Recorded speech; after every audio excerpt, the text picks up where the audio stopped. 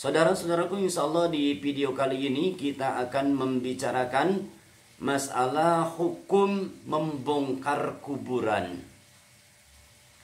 Dalam masalah ini tentunya ada beberapa alasan yang mewajibkan kuburan dibongkar kembali. Di antaranya yang pertama, kuburan wajib dibongkar kalau jenazah belum dimandikan. Jenazah belum dimandikan, telah dikubur umpamanya. Dan di sini wajib dibongkar kembali kuburan serta jenazah dimandikan kalau jenazahnya belum berubah, belum bau umpamanya. Baru beberapa jam, umpamanya 1 atau 2 jam. Jadi jenazah belum berubah, belum bau, maka itu wajib dibongkar. Tapi kalau menurut perkiraan, udah agak lama ini, jenazah tentunya sudah bau. Walaupun umpamanya belum busuk, belum busuk banget umpamanya, tetapi sudah bau, tentunya madorot kalau dibongkar dan tidak memungkinkan untuk dimandikan. Maka kalau perkiraan seperti itu, di sini bukannya wajib jenazah dibongkar, bahkan kalau ada yang memaksa membongkar itu kuburan untuk memandikan jenazahnya, sementara perkiraan jenazahnya sudah berubah, maka itu malah diharamkan. Itu yang pertama. Nomor kedua, alasannya karena harta orang lain. Karena harta orang lain yang dipakai jenazah atau dipakai untuk mengubur jenazah.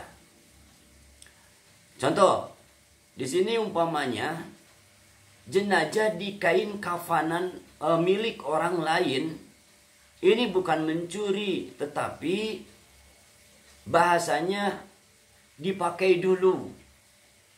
Umpamanya, karena tidak ada orang yang memiliki kain kafan itu, lagi tidak ada, umpamanya kain kafannya dipakai, nanti saja minta izinnya nanti.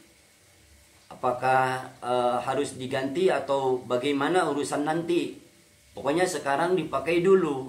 Itu gasab namanya. Itu tidak boleh. Gasab. Nah, kalau masalah ini, dalam masalah ini, kalau ternyata si pemilik kain kafan itu meminta untuk kain kafan dikembalikan, maka itu kuburan wajib dibongkar dan diambil lagi kain kafannya. Bahkan di sini walaupun sudah berubah mayatnya. Akan tetapi jika si pemilik kain kafan itu tidak meminta dikembalikan kain kafannya, umpamanya, ya sudah, yang penting diganti saja. Apakah digantinya dengan kain kafan yang serupa atau digantinya dengan uang seharga kain kafan itu, maka itu kuburan tidak boleh dibongkar. Kalau memang yang pertama ada si pemilik kain kafan mengikhlaskan, ridho kain kafannya dipakai serta tidak harus diganti. Yang kedua, tidak harus dibongkar, tidak harus dikembalikan kain kafan itu, akan tetapi minta ganti kain kafan yang serupa atau minta diganti dengan uang seharga kain kafan itu. Maka itu kuburan, sekali lagi, tidak boleh dibongkar. Lalu selanjutnya, masalah tanah yang dipakai ngubur, tanah dapat dari gasab umpamanya. Seperti begini, ada tanah, lalu tidak ada pemiliknya. Tidak ada pemiliknya, bikin kuburan di tanah itu tanpa minta izin dulu kepada pemilik tanah itu.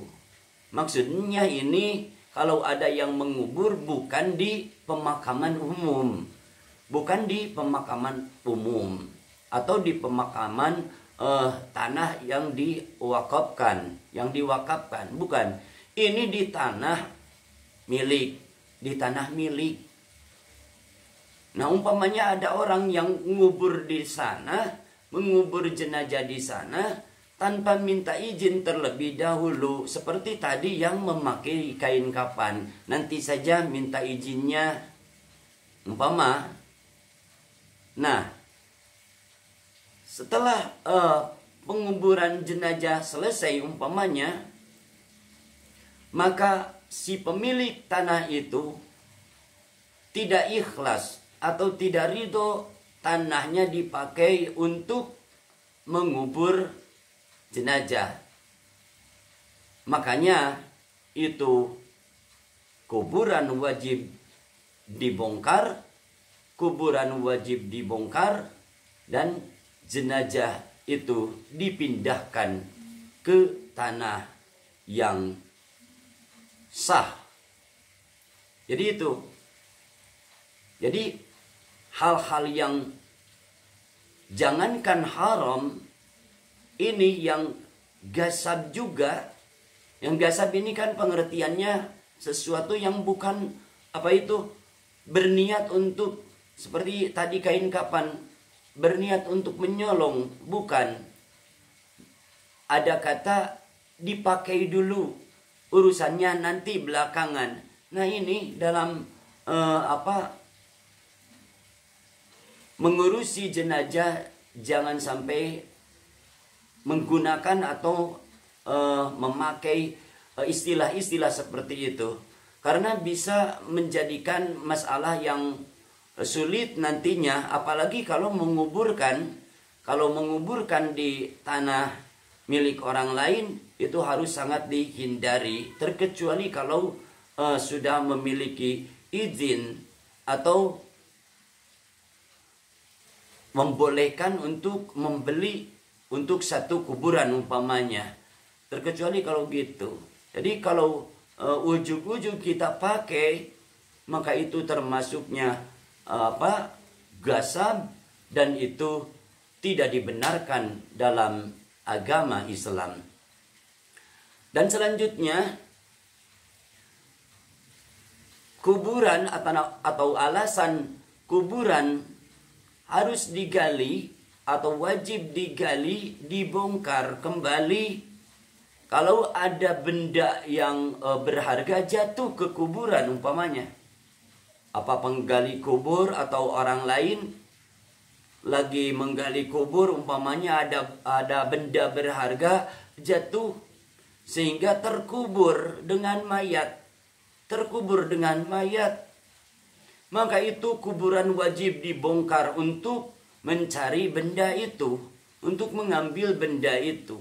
Walaupun pemilik benda itu tidak meminta. Di sini yang pertama, walaupun pemilik benda itu tidak meminta untuk diambil, tapi keluarga wajib membongkarnya, karena kalau membiarkan harta berharga tertimbun dengan mayit, maka itu termasuknya menyia-nyiakan harta atau memubadirkan harta. Itu akan tetapi ada kaul yang mu'tamad. Di sini kaul yang mu'tamadnya dalam masalah ini, pertama, yang mu'tamadnya ini, yang kuatnya, kalau pemilik barang tersebut tidak meminta supaya barangnya itu dicari, sehingga harus membongkar kuburan kembali, Kalau pemiliknya tidak meminta, maka tidak harus digali. Kan dalam masalah tadi yang di atas